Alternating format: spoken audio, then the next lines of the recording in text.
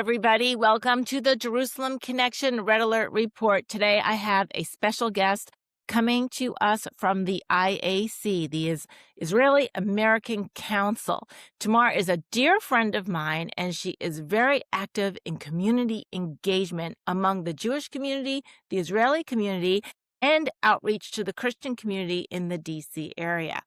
Tamar has a unique perspective on how community building and relationship building can help really support Israel and the Jewish people and counter false narratives and combat anti-Semitism at a very real, tangible level on a day-to-day level. Tamar, welcome to our program. We're excited to have you with us.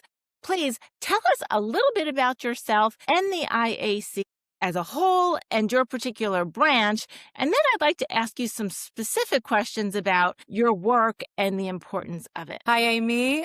Thank you for having me. This is very exciting to me as well. So the IAC is the Israeli American Council. We operate on a national level and also on local chapters or branches or regions. I'm in the Washington, D.C. region, actually the DMV, the D.C., Maryland, Virginia region. My position is a very long title. It's a Senior Manager of Educational Content and Community Engagement. And my position is divided into two.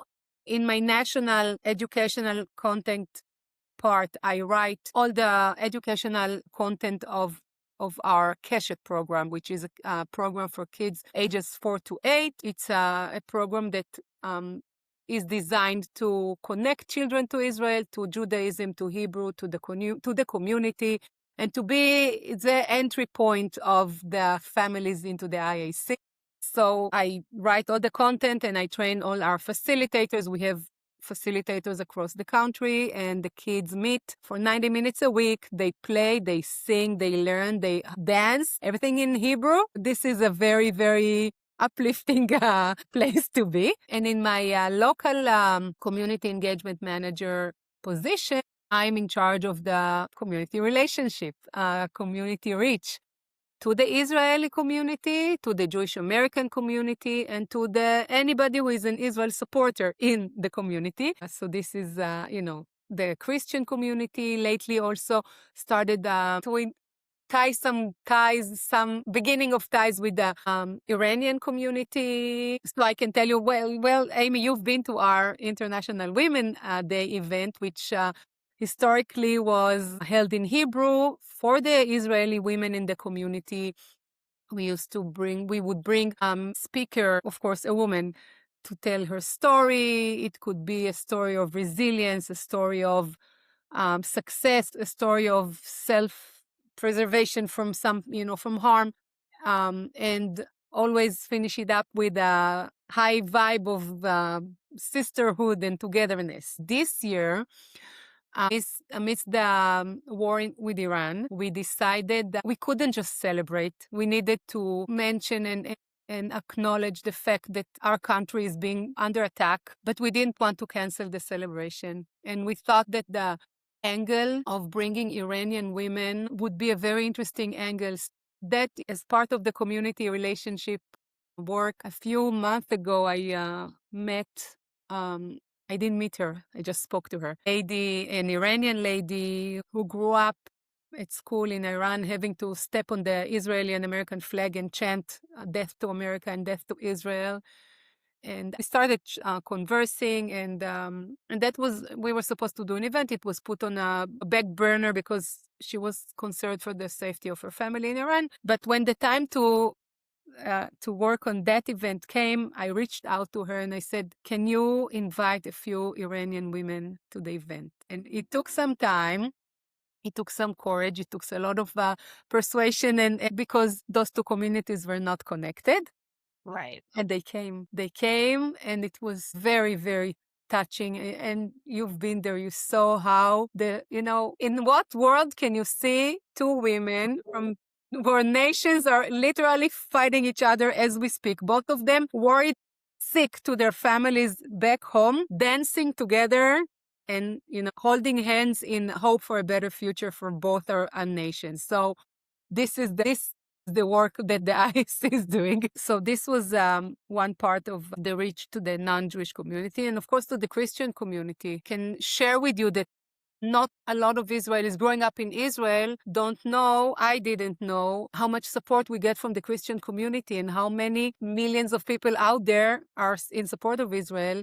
This is something that needed to be changed. Community relationship needed to be done in Israel as well, obviously. And I think, I've been here for many, many years, but I think that it is a work that is being done in Israel as well to expose that knowledge to the Israeli people. So to me, I I got to know and to be in connections with you, Amy, first right after October 7, when we felt so alone and so broken and so scared and so worried, not just because everything that happened in Israel, but the rise of antisemitism here in the United States was something that we could anticipate. I don't know. To me, it was a shock. I guess the people that were more, knew what's going on in the colleges could probably predict it better, but a lot of the Jewish and Israel community were very taken by surprise to the amount of hatred that was surrounding us. So to know that not everybody hates us, it's very, it's comforting, and it gives us hope that we can do something about it, that it's not, the end of the road, that there is still, you can still believe in people that we can do something together. So the IAC's mission is to bring the Israeli community and the Jewish American community together, to build those bridges, to strengthen the connection and the ties, from the point of view that a strong Jewish Israeli community here will have resilience and will have, identity, to strengthen the identity, to connect people to each other and to Israel, of course. So reaching out to the non-Jewish community who support Israel is another step in those, in this whole world of supporting Israel from outside of Israel. So those activities are so important to me and folks that share my mindset in supporting Israel and the Jewish community, whether they're connected with the Jerusalem connection or not. And what I find is that attending IAC workshops or events, commemorations, celebrations, I'm able to witness and learn what the community is going through, what they're feeling. I've been to a few events that are a little more intimate, 20 or 30 people, and then your bigger events and two of the summits, of course. And what I learned and what I love about the IAC is that, or what I've witnessed, is that it really is the Jewish community and the Israeli community is not monolithic. Not everybody thinks the same thing, believes the same thing, practices their Judaism the same way, or has the same opinions about American politics and Israeli internal politics. And I was fascinated to witness those discussions, those debates, and folks arguing or debating with each other, but at the same idea, the same event, still in solidarity with each other, still friends, still community members, still engaging with each other. And that's an important lesson for the rest of America, who seems to cancel each other if we don't agree with each other, even in the Christian community. So I find that as a great learning experience. And I also found at the IAC events that I attended after October 7th, you hosted speaking engagements and like I said, more intimate and larger, where it was hostage family members or folks that survived, or folks that were here in America, but were on live WhatsApp feeds with the people experiencing October 7th. And I'm telling you, you cannot get a greater insight and develop an authentic sympathy and heart for wanting to comfort folks who are going through this than to hear it from their own mouths and their own experience. So for me, I appreciate the IAC's activities And whenever possible, I will attend them because they're so important. And I'll bring as many Christians as I can find, whether they're neighbors or friends or folks that are local Jerusalem Connection supporters that are like, is there anything going on in the community? And I'm like, oh, yeah, here, sign up for this. So I encourage everybody to sign up for the IAC newsletter just so you can learn about their activities, even if you're not local, because you can learn a lot about what kind of events are going on. You can watch Zoom recordings of events. And it's really a great way to gain firsthand personal insight to what the community is feeling and experiencing. But at the same time, you can also, when you attend, forge authentic friendships like I have with Tamar. And I think we try to meet for coffee or lunch, every month or Yeah, so. at least. We talk about everything from our kids' weddings to, what we're Or dress irritated with, shopping, yeah. with the home remodeling But project. that's the true friendship, right? Because we don't talk only about work or anti-Semitism. Right, We right. are Talk friends. about life. But the same time that you attend our events, I also, I'm now getting more into and attending events that are not necessarily for the Jewish, or I mean, it's of course open for everybody, but run by the Christian community, like the event that we attended at the American Trust House in DC, where I was invited to speak to a group of young professional college students that I think probably 60-70% of people in the room were Christians and the rest were Jewish, or maybe I'm not sure about the numbers, but the majority were not Jewish, and to tell them about Purim and tell them about how we celebrate Purim and what does it mean to be like Queen Esther, who, she mobilized the community to do something before she approached King Hashverosh, and the whole story. So this was, to me, that event was, I literally left with my heart so full of love that I was so impressed and touched, because a lot of the times we are used to being the other, the position of being surrounded by hatred and darkness. So this to me was, bringing the light, literally talking to people who love us and who don't, necessarily, some of them maybe have never been to Israel, but they love Israel, at the core. So like, we're going to the Israel Advocacy Day next week, the biggest event that has to do with non-Jewish organizations and, on where decisions are made to promote the love, safety and love of Israel. So intimate events or bigger events, attending each other's events and learning more about each other's community and way of life. I think this is the core of a community relationship, community management, right? It's to get to know your community. So yeah, that was very this encounter was to me very powerful. We didn't know how much love of Israel was there out of Israel. So thank you for that. Well, that's what I wanted to also pick your brain a little bit. You've mentioned it already that you were kind of surprised, pleasantly Yeah. surprised that there's millions of Christians that support Israel and love the Jewish people wherever they may live on the planet. So you can talk a little bit more about that evolution of that discovery. I know you've attended other events like the Kufi event, which is the Christians United for Israel. But can you tell us a little bit about how your community responds? What is the feedback you get from Israelis or Jews in your area when you say, oh, I went to this event that a Christian hosted, or, I'm doing this, we're collaborating on event advocacy, which is about 400 or so next week in the first week of May, 400 of Christians and Jews together. It could be rabbis, pastors, leaders such as yourself, Tamar. I'll be there, organizational leadership and representatives. What is your community and how has that maybe evolved between before October 7th and after October 7th? Is there a skepticism? Is there a surprise?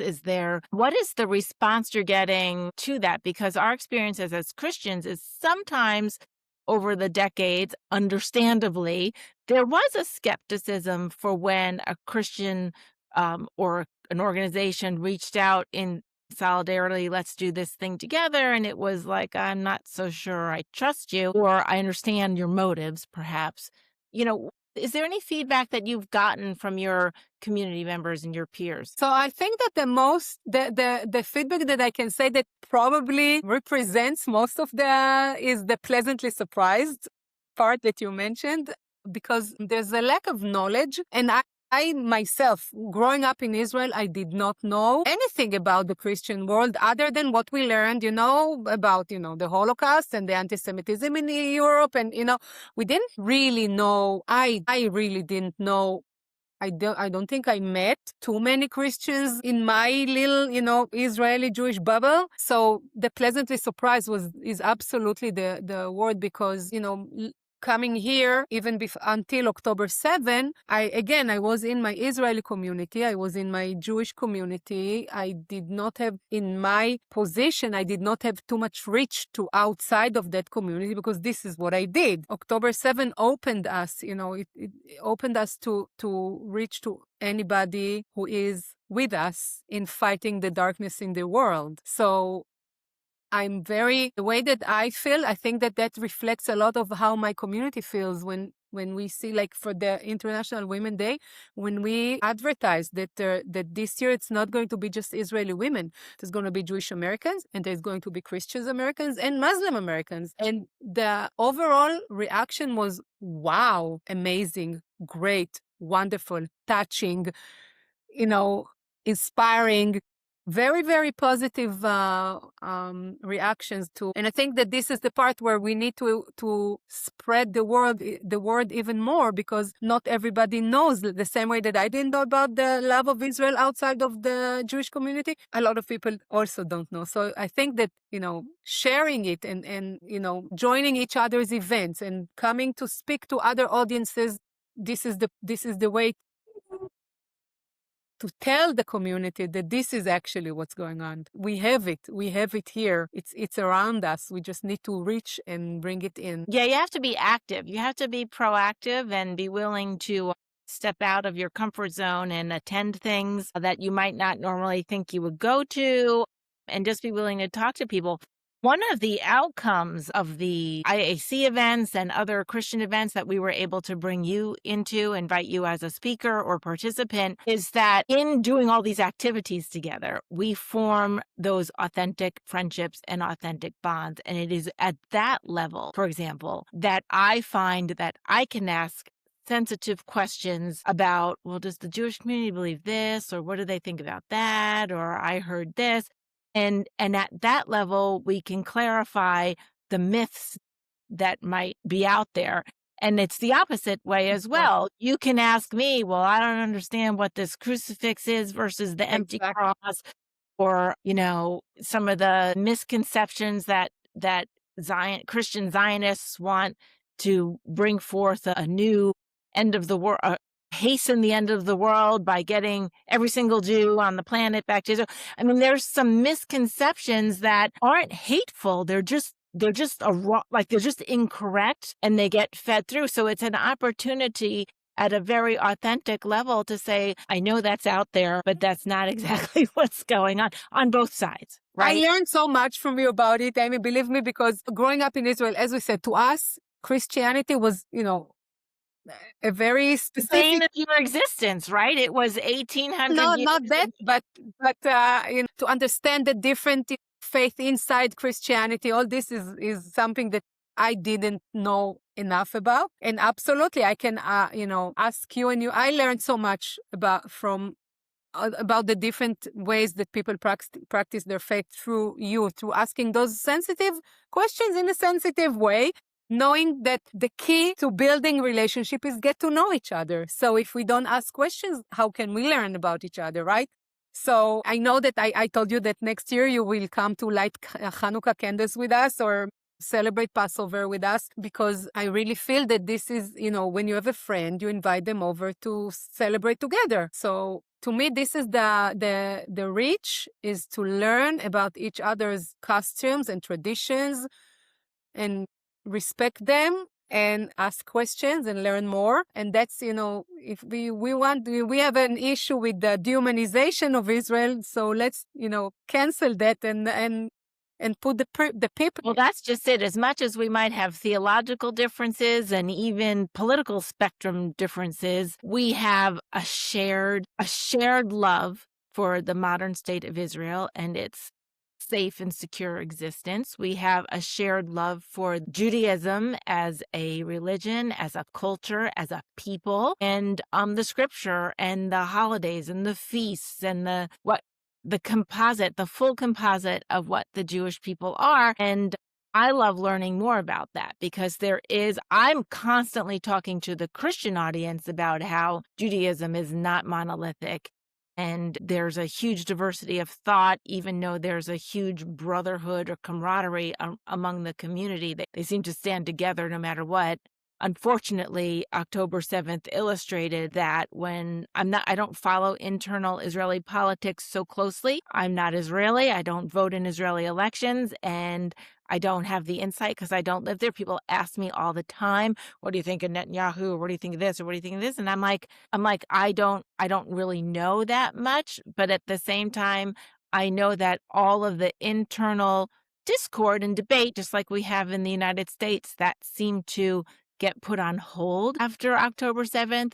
And while people still disagreed with each other and free speech is really part of Israeli society, there were protests and for this and against that and everything in between, you still saw a people that loved each other. And at the end of the day, if there was some sort of catastrophe, it didn't matter what you believe. It didn't matter if you were a Muslim Israeli.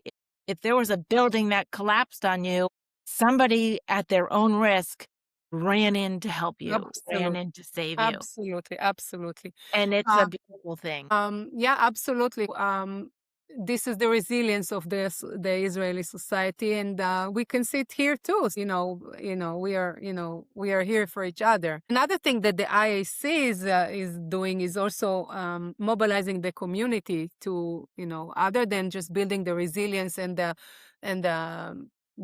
care and love, we need to have civic engagement. We need to have a community that is engaged, that is not knowledgeable about, you mentioned the elections in the United States, the midterm, everything is so important to our existence here. So this is also a part of the IAC work, is to expose and teach and encourage people to register to vote, because not all the Israelis, coming from such different election system, not everybody is aware of how things are working here. Most of the Israelis know that they can vote for the president, but not necessarily, to understand how important it is to vote for the local elections and midterms. And so this is another, part of the civic engagement that we're doing now, and we're trying to educate the community and to encourage them to do their research and understand who they want to vote for, and make sure that they do it in time, that they register in time, and not miss the opportunity to make a difference. And that message is not lost on the Christian community. The same idea is something that we promote. Is you better understand at your local level who's running for what, research it, make sure you're registered, and make sure you vote on time, because your voice does count. A lot of people over American history died to make sure that voice was preserved. And I think it's important that both communities really encourage their membership to, and even talk to each other about, what do you think of this candidate at the local level, school board, local reps, state reps, senators, etc. So I appreciate that message greatly.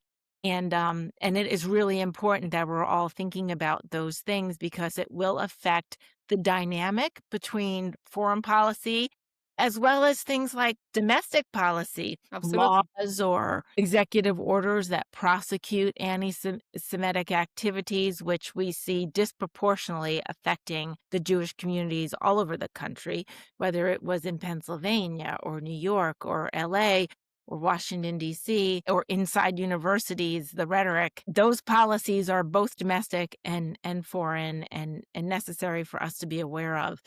And in the Christian community, there is a strain of pastors that tell Christians to kind of stay out of politics, don't worry about it, don't be political, but we really don't think it's about being political at all. It's about standing for truth and Judeo-Christian values and exercising that voice in the political space, but it's beyond politics. It's about the foundations of society. And it's about being an active member of the community and a responsible member of the community. It's not about politics. It's about, Exactly. being there and being educated and knowing what to do and what happens if you don't do it. Exactly. We saw the histories there. We saw what happened in Europe, in Germany as a starting point. We saw it, and there's a lot of lessons there. It's a lot of lessons for Christians there because we were the majority in Europe, obviously, and it was a lot of complicit, heads down, don't rock the boat. And it proved disastrous for our Jewish friends and neighbors in Europe. Disastrous is an understatement, I must say. And we want to, as Christians, correct that course and not let it happen again. And one of the things that Shelley Neese, our president, and I really lamented after October 7th was the fact that we had been producing podcasts and materials that countered BDS or antisemitism, celebrated laws that were passed to adopt the IHRA or outlaw BDS engagement at the state level, et cetera. And then we felt like we failed. We felt like we failed after we saw what was happening in the United States right after October 7th. And then it also broke our hearts to hear tomorrow when I spoke to you and other Jewish community members that they just felt alone. They felt alone and isolated. And I couldn't figure out how to come up alongside and say, you're not alone. How do I convey to you and your community that you're not alone? Well, you did, because you were the first one that reached out from the non-Jewish community that I know. Yeah, well, October 7 caught us all, defeated and, we couldn't lift our heads. I don't know for how long. I don't think we slept until the live hostage was home. We didn't sleep, even now. But that was, there is, how sometimes on WhatsApp you reach out to somebody and you just say, if it's a wee hour, you say awake. So we have the same in Hebrew. So they came up with a t-shirt says awake, question mark. And underneath, yes, says every mom in Israel. Wow. So I said, no, we need to do awake, question mark. Yes, says every mom, every Israeli mom, every Jewish mom, every Christian mom who is with us. So this is like, we are all awake. We're all awake.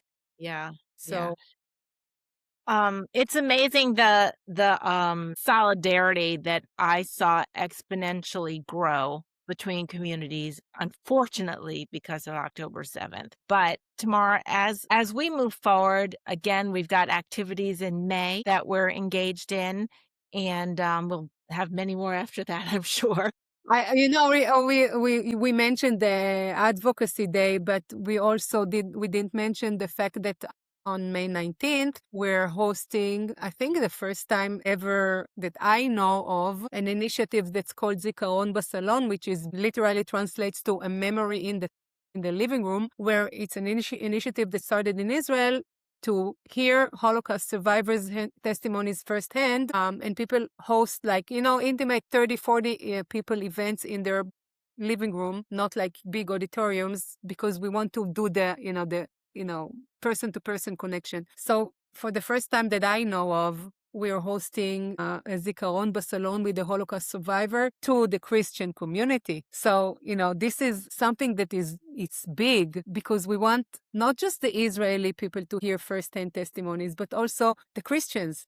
And so it's an evolution of events. If you can hold an event in English, then you can invite more people. Sometimes we hold the event in Hebrew so that we know it's only for Hebrew speakers. But when we host it in English, if it's possible, if the speaker can speak English or, whatever the circumstances are, then we can invite the non-Hebrew speaker community to join us. I think that this event is going to be very, very meaningful. To me, it's very exciting is not the word, but very emotional and very important to invite the Christians community not just to hear a testimony, but to be part of the way that we commemorate the Holocaust. Like it's to be part of an Israeli initiative of commemoration. It's not just the content, but it's the idea also that the Christians community is part of it. I mean, I think that's an exciting thing. I plan to attend that. And I'm sad that it took so long because our surviving Holocaust or Holocaust surviving community is aging and we're losing them. And it's important that we meet them and get in front of them as much as possible. So the idea actually came to me when we did on Holocaust Remembrance Day. We had the Holocaust survivor that was speaking English. So I invited some people from the Christian community. And when they came after the event, when they came and they said how touched they were and how thankful they were that I invited them, like at that moment I said, guys, we need to do this with the Christian community. Like this is where the idea was born. And they were absolutely on, like, yes, let's do it. So the collaboration between Christians organizations and the IAC and me as the community engagement manager brought this event that's going to happen on May 19th. And I hope that we can do as many as we can before we lose any more. Right. Tamar, we really appreciate your time with us and to share your heart and your passion for this work and the joys and the stress that comes with it, I'm sure. What if you wanted to tell the Christian community one thing as we conclude, something you want us to know, something you want us to do, perhaps? What might that be? Come meet us. Let us meet you. Let's be friends. When you say your Jewish neighbors, so if we're neighbors, let's act as good neighbors and meet each other and not just wave from the fence, but literally invite each other to meet us and to be together and to help us fight. It's difficult to fight the darkness all the time. At one point I say I want just to increase the light because it's too heavy on the heart all the time, but this is sometimes our reality, so we need your help. The world is going to be a better world if we are fighting away the darkness and increase the light. So That's right. We all need to take action, initiative, and to act. The Jerusalem Connection has a tagline to inform, educate, and activate Christians in their support and love of Israel and the Jewish people. So engaging with the Jewish community, whether it's an IAC chapter in your own city or AJC or a synagogue or a Jewish community center, what have you, anything. just Google in your own community what's around and pick up the phone and call the front desk or the rabbi and just let them know you're there and you're willing to meet and show up. And I think it will be well received I by think so too. most. I think so too.